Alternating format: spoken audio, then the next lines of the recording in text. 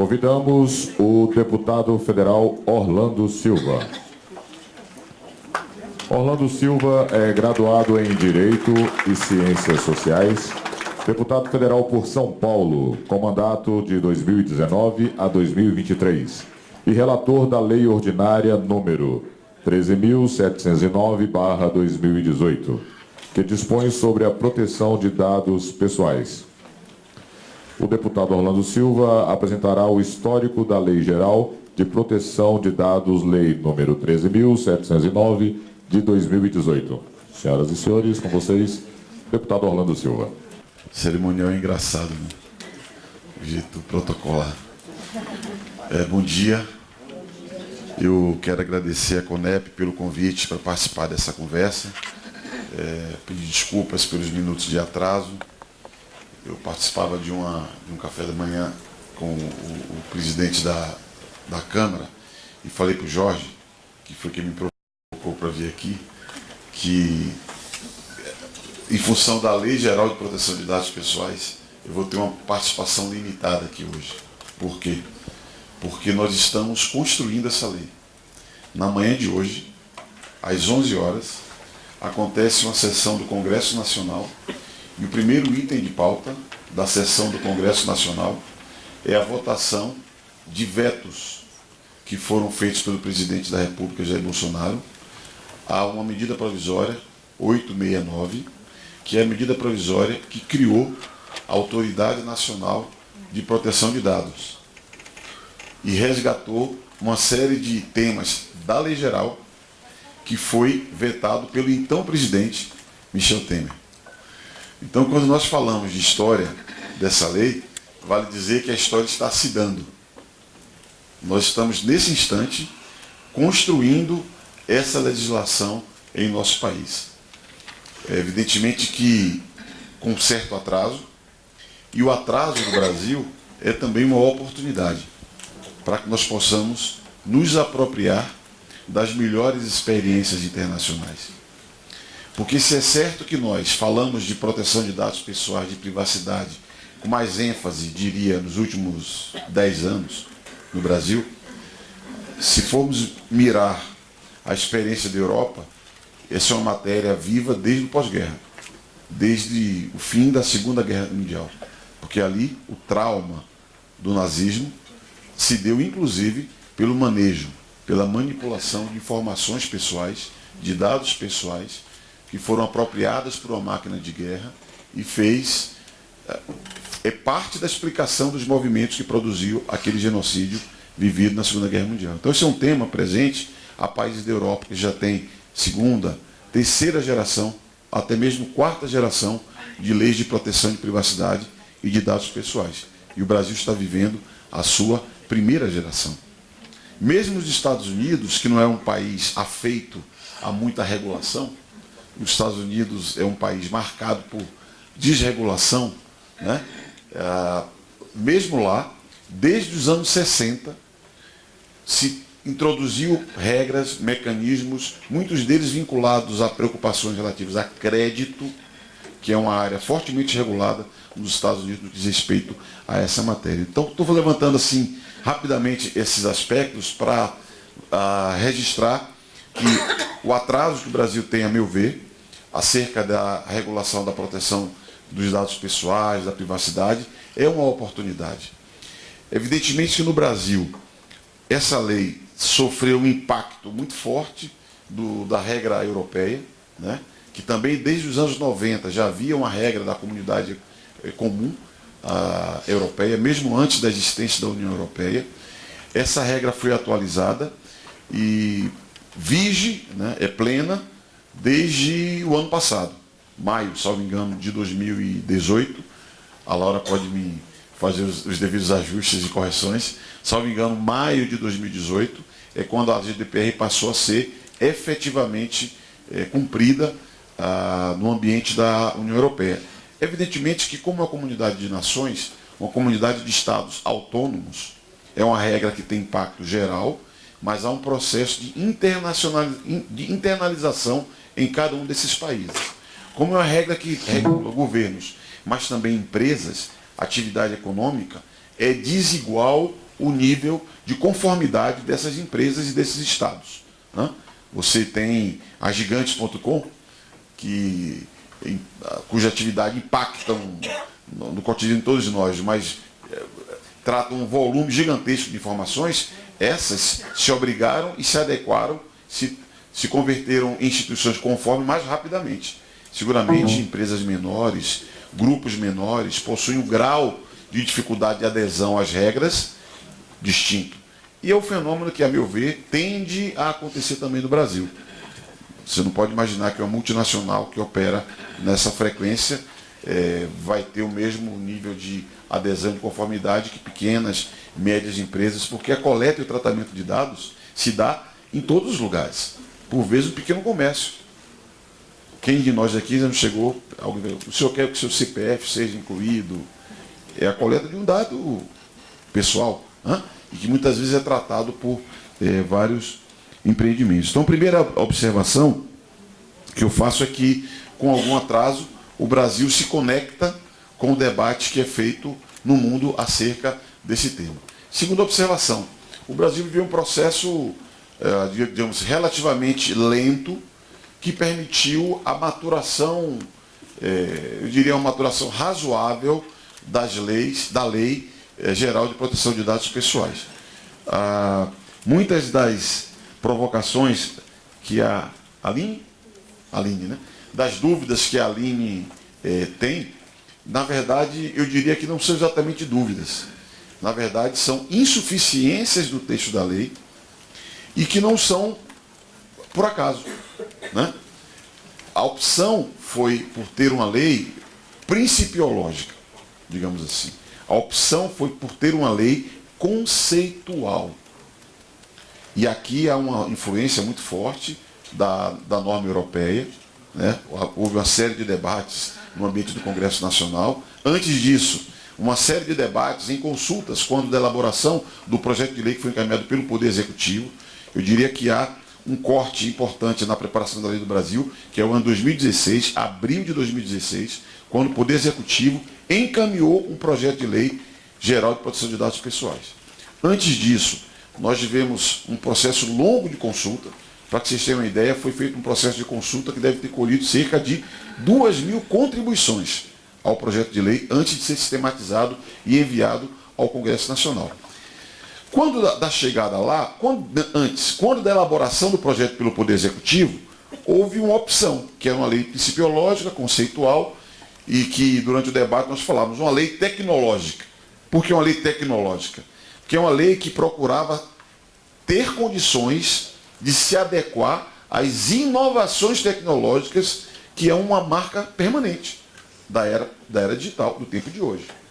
Muitas das respostas, elas não existem porque elas não devem existir nesse momento. Porque as perguntas daqui a 1 ano, daqui a 2 anos, daqui a 5 anos, poderão ser outras. E se nós não tivéssemos a perspectiva de uma lei conceitual e principiológica, nós correríamos o risco de ter uma lei que se tornaria obsoleta rapidamente. Quem de nós imaginaria que o mundo de hoje seria como ele é hoje, 10 anos atrás? Quem de nós é capaz de apontar o que será o mundo daqui a 10 anos? Portanto, tem um grande valor para que nós tornemos eficaz essa legislação, o poder normativo infralegal. Daí a centralidade que tem a Autoridade Nacional de Proteção de Dados, que é um órgão singular. Desejaríamos que tivesse mais características de agência do que a que se conformou. E esse órgão, que está em fase de instalação e constituição, é o órgão que tem poder normativo e responsabilidade de fixar regras infralegais que garantam a eficácia dessa lei. Como esse órgão operará, é o desafio a ser visto. Mas seguramente, para dialogar aqui com esse evento, a CONEP necessariamente deveria dialogar com esse órgão para fixar regras próprias no que diz respeito à pesquisa. Eu falo o exemplo da CONEP e poderia falar centenas de outros exemplos, que há a necessidade de uma interação desse órgão central com órgãos setoriais já que, vejam, é uma lei geral. Imaginem as múltiplas dimensões da vida social, que não caberiam numa lei geral. Não caberia um aprofundamento sob pena de rigidez e de risco de obsolescência rápido, pela tecnologia e pelo dinamismo que tem a vida social. Mas, voltando um pouquinho ao que dizia, 2016 foi um ano importante, porque chegou o projeto de lei. Curiosamente, era um projeto de lei encaminhado pelo Poder Executivo, que tinha urgência constitucional. O que é isso? Fixa um prazo. Ele tramita ao mesmo tempo em várias comissões e um prazo determinado bloqueia a pauta do Congresso, da Câmara dos Deputados, do Senado, obrigando a sua votação imediata. E a minha intuição é que esse rito, por célere demais, poderia não viabilizar a construção de um texto suficiente. Eu tomei a iniciativa de propor a constituição de uma comissão especial, que é uma espécie, no ambiente do Congresso Nacional, de via rápida para a votação do texto. Essa via rápida levou 2 anos. E não foi por inércia, nem por falta de desejo de ter uma tramitação mais rápida. É porque quem teve contato pela primeira vez com o tema deve estar se fazendo muitas perguntas. São palavras estranhas à nossa rotina, conceitos alheios ao nosso dia a dia, né? E esse processo dessa comissão especial foi muito rico, porque nós tivemos a oportunidade de realizar 13 audiências públicas temáticas, e com o cuidado de, na mesa, ter sempre governo, academia, a sociedade civil, agentes econômicos, para que nós tivéssemos uma visão multifacetada de cada um dos temas. Do debate de conceito básico, o que é dado pessoal, o que é dado sensível, o que é anonimização, até o aprofundamento de matérias como transferência internacional de dados. Porque quando a gente vai se aproximando mais do tema, imagine os senhores, as senhoras, que num equipamento desse aqui, em 1 segundo, é possível que seja coletado um dado, transferido do Brasil para outro país, tratado por várias outras organizações, a partir dos consentimentos que nós ofertamos. Portanto, foi necessário um processo paciente de debate de cada conceito fundamental da lei. Foi feito um esforço grande de colher as melhores práticas e experiências internacionais, porque não tem um modelo único. Evidentemente que a GDPR, a União Europeia, é uma alternativa, um modelo muito forte, pela força econômica e cultural, né? E nós sabemos as sociedades europeias são mais afeitas à regulação, mas há outras experiências. Os Estados Unidos da América, que eu me referi aqui, que não é afeito à regulação, por exemplo, é a base nacional de muitas companhias que atuam no Brasil e que nos interessa, nos importa. Nos importa. Isso impacta no desenvolvimento econômico do Brasil, impacta em tecnologia mais ou menos que vem para cá. Portanto, foi feito um esforço de colheita das melhores experiências, há boas experiências, inclusive na América Latina, experiências no Chile, mais madura do que a nossa, na Colômbia, mais madura do que a nossa. Portanto, o resultado que chegamos com esse texto foi fruto de um processo paciente de elaboração, de debate, procurando valorizar a experiência brasileira, as características brasileiras, tropicalizando normas consagradas internacionalmente e nos apropriando das melhores experiências internacionais.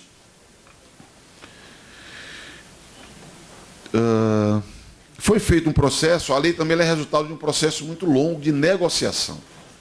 Por quê? Como disse, quando colocávamos na mesa governos, empresas, sociedade civil e pesquisadores, imaginem toda a sorte de perspectivas que você tem à mesa.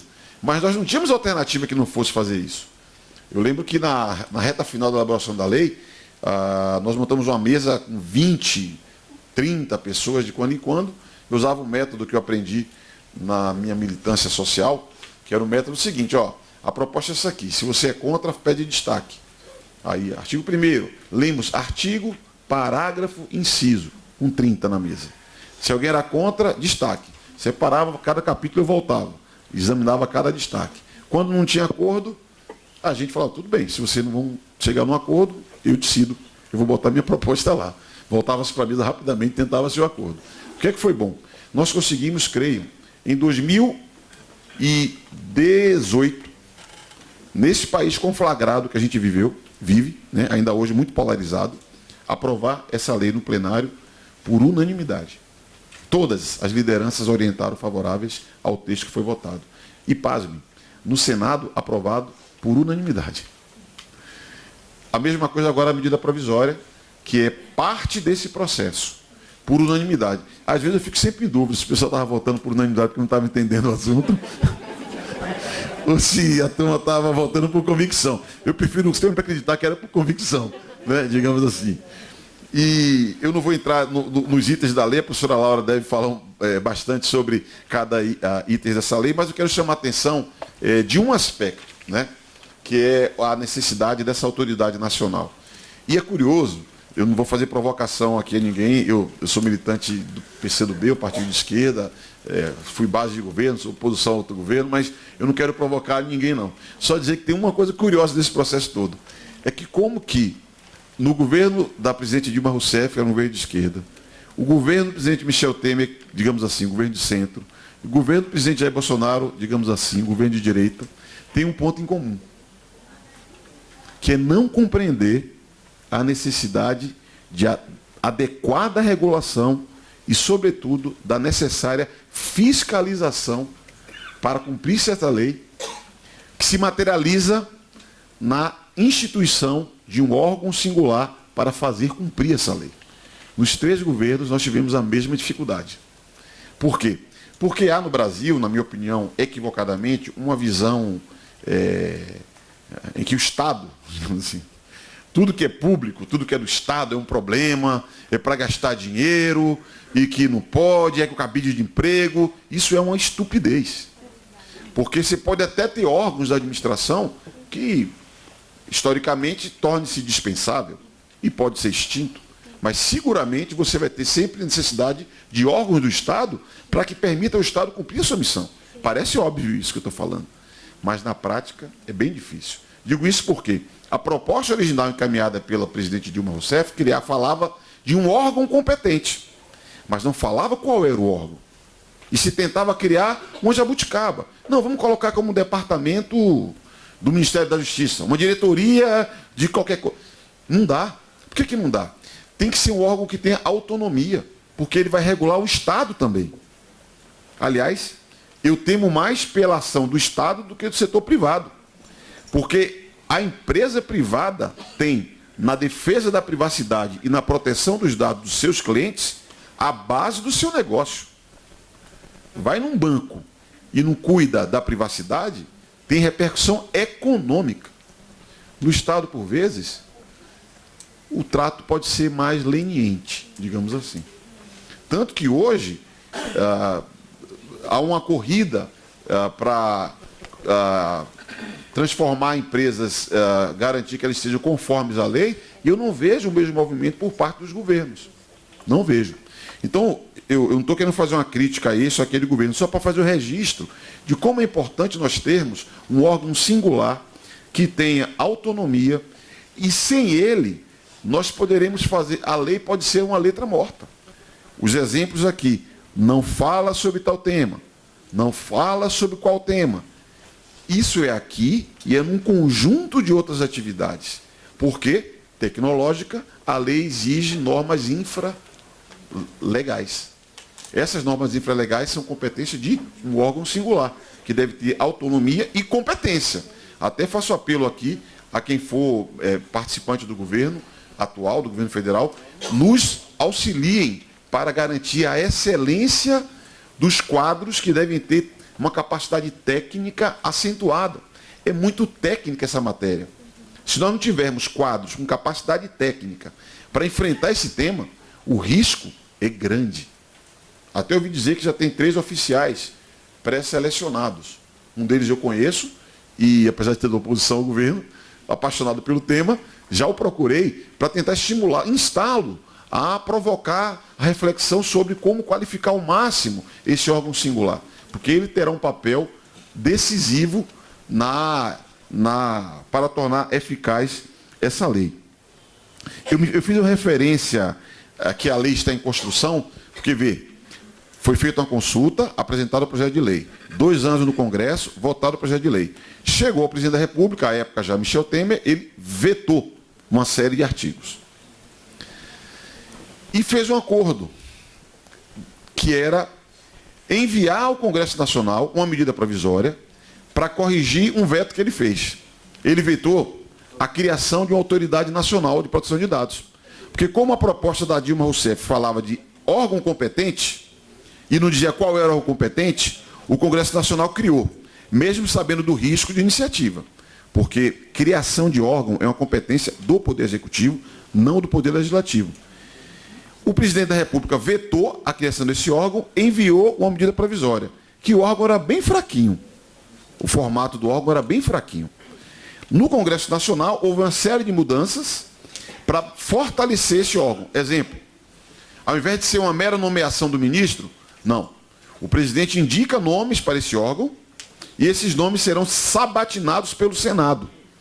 E terão mandatos, que é uma forma de você fortalecer a posição desse órgão. Mais ou menos como acontece nas agências. É a tentativa de dar mais autonomia, mais força, para que ele possa cumprir melhor os seus objetivos. Então, essa medida provisória, ela foi aprovada, a meu juízo, requalificando o órgão, né? Mas também resgatou temas vetados pelo presidente da República. E parte desses temas foram novamente vetados. E é sobre isso que eu estou falando, que a discussão vai ser hoje na Câmara dos Deputados, se nós vamos manter ou não esses vetos. São 9 vetos, mas eu chamaria atenção, para vocês terem uma ideia do que se trata, de 3 desses vetos. Primeiro veto, que nós estamos trabalhando para derrubar. Nós previmos na lei a possibilidade de que decisões automatizadas pudessem ser revistas por uma pessoa natural. O que é isso? Todos nós aqui, no nosso cotidiano, estamos subordinados a uma série de procedimentos e que as decisões de encaminhamento são feitas por computador. Quantos de nós, quando ligamos para reclamar de um serviço de TV, por exemplo, aí aparece aquela gravaçãozinha, né? Se é isso, aperta 1, aperta 2, aperta 3. Isso é chamada inteligência artificial. Eu não tenho muita paciência, fico logo apertando o número para chegar alguém para falar comigo. Mas, e tem, nesse caso, é uma pessoa natural que, em um dado momento, vai falar contigo. Nós consideramos que deve ser dado direito ao cidadão, isso também tem um viés consumerista, né, do direito do consumidor muito forte, deve ser dado direito ao cidadão de que as decisões automatizadas, que são tomadas sistematicamente baseadas na inteligência artificial, tenha chance de, se o cidadão requerer, seja revisado por pessoa natural. Não parece absurdo isso, certo? Mas foi vetado isso. Já há experiências, nos Estados Unidos sobretudo, de decisões que são apenas automatizadas produzirem danos de acessos a direitos no campo da saúde, sobretudo. Gente que teria direito e requerer o tratamento, mas que não alcançou esse tratamento porque as decisões foram apenas automatizadas. Então, é um tema delicado e nós achamos que é importante. Um segundo tema que para nós é delicado. O Brasil tem a lei de acesso à informação, que é uma coisa importante, democrática. Qualquer cidadão brasileiro, pela lei, pode requerer informações ao Estado, que tem a obrigação de oferecer essas informações, certo? E nós consideramos que os dados pessoais dos requerentes devem ser protegidos, não devem ser abertos. Por quê? Porque vai que eu pedi lá do prefeito de São Paulo, cidade que eu moro. O camarada não gostou das perguntas que eu fiz, vai ter acesso às minhas informações, sabe-se lá Deus o que pode ser feito por mim ou por qualquer servidor público. Percebe?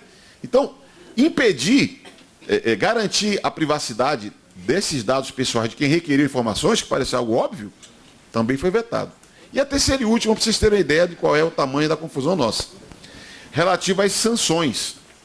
Como disse, tudo foi muito negociado na construção dessa lei. E tem um problema que é o seguinte, muitas empresas ganham muito dinheiro tratando dados pessoais.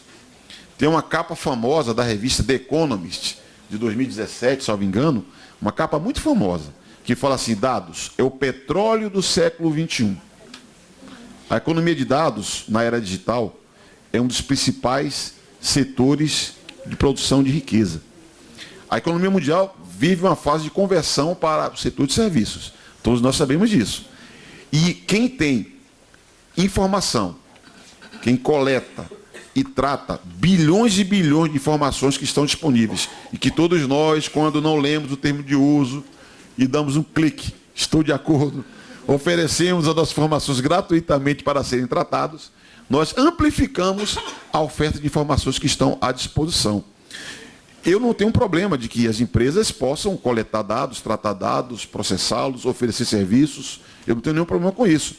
Eu só considero que elas devem se submeter à lei.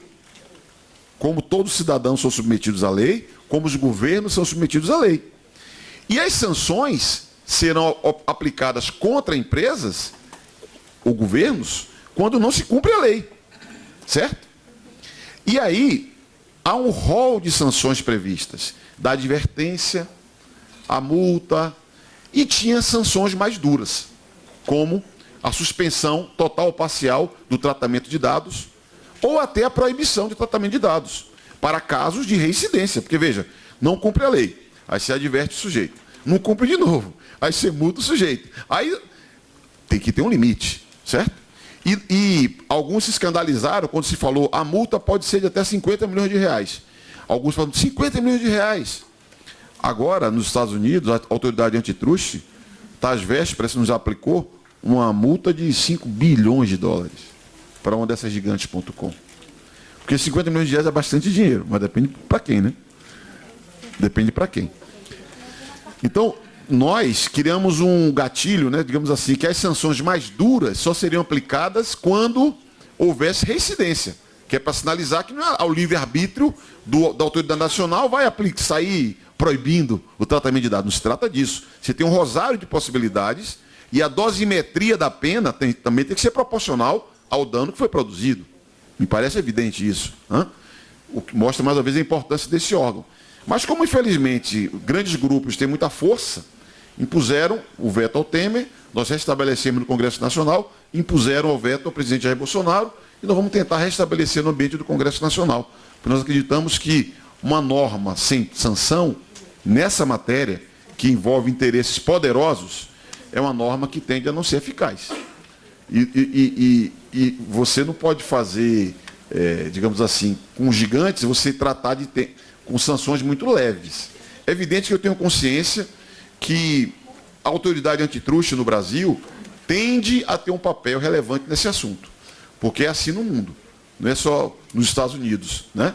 Porque você enfrentar gigantes companhias, você não precisa ter muita força concentrada do país. Sei que o Brasil não tem ainda um nível desenvolvido de operação de autoridade antitruste, se a gente considerar os Estados Unidos deve ter, sei lá, mais de 100 anos das primeiras decisões importantes lá, e nós temos poucas décadas aqui, né?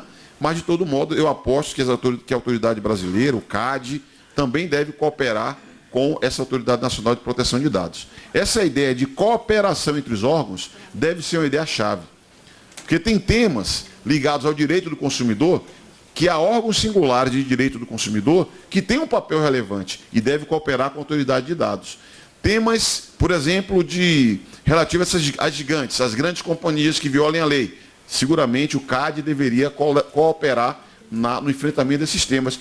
E poderia citar inúmeros outros, como no caso da pesquisa, esse conselho, essa comissão tem um papel, eu diria, chave para o desenvolvimento das normas, para que a doutora fale assim, não está na lei, mas tem uma regra que especifica aqui e indica como deve ser a conduta. Então, eram essas observações que eu quero fazer para vocês, dizer que eu tenho muita alegria de poder participar desse processo, porque o Congresso é tão esculhambado, tão desmoralizado, a gente não tem dimensão que tem muita coisa séria que acontece lá, coisa que impacta na vida de todos nós, né? Inclusive, eu relatei tanto a lei geral quanto a medida provisória, e sou candidato a relatar agora, para concluir, um novo tema sobre esse assunto, que é uma emenda à Constituição. Porque no artigo 5º da Constituição Federal Brasileira, que fala sobre as garantias, sobre os direitos individuais, um senador do Tocantins, chamado Eduardo Gomes, apresentou no Senado Federal, aprovou no Senado Federal, uma emenda à Constituição que inclui, no rol de garantias individuais, o direito à proteção dos dados pessoais. Que é tornar a nossa Constituição contemporânea dos desafios de hoje. Esse é um tema que talvez não fosse uma pauta central em 1988. Hoje, pelo impacto que tem em nossas vidas, é muito importante nós prestarmos atenção. E se me permitem uma dica cultural, no final aqui, eu assisti essa semana, está na Netflix, fazendo merchan, né, para os outros, um filme muito interessante, chamado Privacidade Hackeada. Esse filme é tão interessante que vale a pena vocês verem para traduzir em imagem o que é que eu estou tentando transmitir para vocês aqui em palavras. Fala sobre o Brexit, que é a saída do Reino Unido da União Europeia, fala sobre eleição nos Estados Unidos da América, fala até do Brasil. Então é bem interessante para que a gente possa refletir. Nós estamos tratando aqui de um tema de fronteira. Aqui não tem muitas verdades. E nós temos que ter muita abertura para construir esse caminho com paciência, com jeito, garantindo o que está na nossa Constituição. Eu concluo dizendo isso, que é o que inspirou todo o caminho que fizemos até aqui. Está escrito na Constituição o direito à privacidade, está escrito na Constituição a liberdade de empreender, a liberdade de expressão, e está escrito na Constituição, inclusive em vários artigos, o respeito à democracia. A proteção aos dados pessoais tem muitas dimensões. Tem, inclusive, a dimensão de preservação de informações que podem, mal utilizadas, interferir no processo democrático. Isso é muito ruim. Tá bom? Então, agradeço a atenção de vocês.